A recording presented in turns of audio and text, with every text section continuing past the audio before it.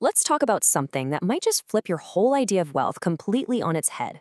We're going to dive into a simple story with a massive message based on a piece by Maulana Wahiduddin Khan. And the title, well, it says it all. You are not poor, you are rich. So let me just ask you, straight up, what do you think you're really worth? Not your bank account, not your car. You. How much are you worth? To get to the bottom of that, we're going to walk through this really fascinating thought experiment. It's just a short story about something that happens on the street, but it totally reframes what we think of as value. So, picture this, a pretty normal scene, right? A man sees a beggar asking for money. But here's the twist. Instead of just dropping a few coins and walking away, he stops. And what he says next is, well, it's not what anyone would expect. He makes this wild offer. Now, you're probably thinking, what could a beggar possibly have that's worth that kind of money? The beggar, he thinks the man means his little bag of coins, so he's like, yeah, sure. But nope, the man had something totally different in mind. And this is where things get really interesting, because this whole negotiation, it wasn't about the coins at all. It was about showing the beggar a fortune he didn't even know he had.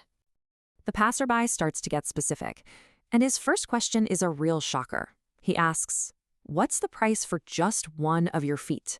He puts 10,000 rupees on the table for it. Can you imagine? Of course the beggar is like, no way, absolutely not. But the guy doesn't even flinch. He just keeps going, upping the stakes. Next up, he asks for the price of a single hand. He doubles the price to $20,000. But again, it's a hard no. A hand, it's just not for sale, period. All right, for the last part of this bizarre deal, the man asks for something even more precious. One of his eyes. Another 20 grand. And just like before, the beggar shuts him down. I mean, some things are just priceless, right?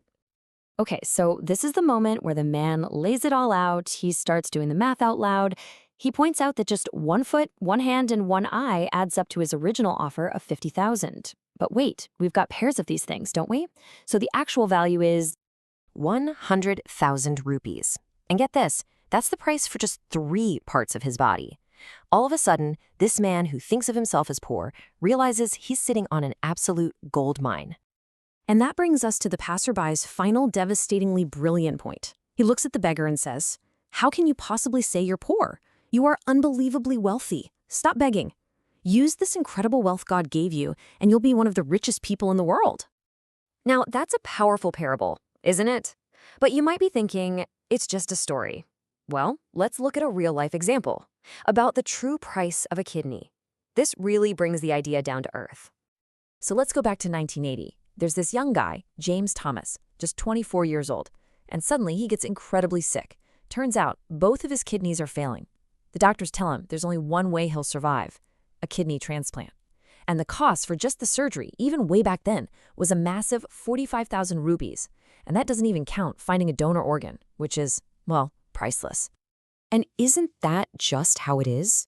We so often take our greatest assets completely for granted. The source puts it perfectly. A part of his body he'd never given any particular thought before suddenly became the single most valuable thing in his universe. So what do these two stories, the beggar and James Thomas, tell us? They basically force us to completely redefine what wealth even means. To look at our own true net worth. Think about it like this. On one side, you've got material wealth, the coins, the money, the stuff. But on the other side, you have what we could call inherent wealth. This is the fortune we're all born with. Our eyes, our hands, our feet, our brains. The source has a great name for this. God-given wealth. And the definition is simple. It's the priceless body and brain that every single one of us has. And this isn't just about biology, right? This is your starting capital. It's the primary investment you can use to build, well, anything. So that brings us to the big question, doesn't it? If we're all walking around with this incredible fortune inside of us, what are we supposed to do with it? How do we actually unlock all that inner capital? Well, the answer, according to this idea, is that you're already fully equipped. You already have all the tools you need for success. You've got hands to hold things, to create, to build. You've got feet to carry you wherever you need to go. You have a tongue to speak, to persuade, to connect. And you have a brain to think, to dream, and to solve any problem you face. And when you really let that sink in, the conclusion is just incredibly empowering. The moment you stop seeing yourself as lacking resources and start seeing yourself as rich in potential, you realize the capital you needed for success was inside you the whole time. So here's the bottom line, the big takeaway. You are so much wealthier than you think. And that leaves us with one final, very personal question. Now that you know about this fortune you have, what are you going to do with it?